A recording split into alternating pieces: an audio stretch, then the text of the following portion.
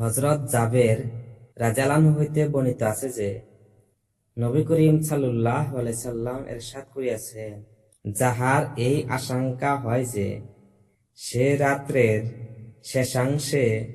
শেষাংশে উঠিতে পারিবে না, প্রথম রাত্রে অর্থাৎ ঘুমাইবার পূর্বেই বিতর পড়িয়া লওয়া চাই, বিতর নামাজ পড়িয়া লওয়া চাই। আর যাহার রাত্রের শেষাংশে উঠিবার আশা হয়, তাহার জন্য শেষ রাত্রে বিতর নামাজ পড়া চাই। তাহার জন্য শেষ রাত্রে বিতর নামাজ পড়া চাই।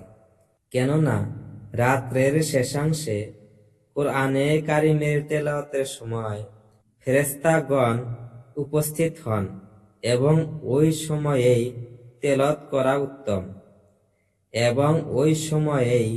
তেলাওয়াত করা উত্তম।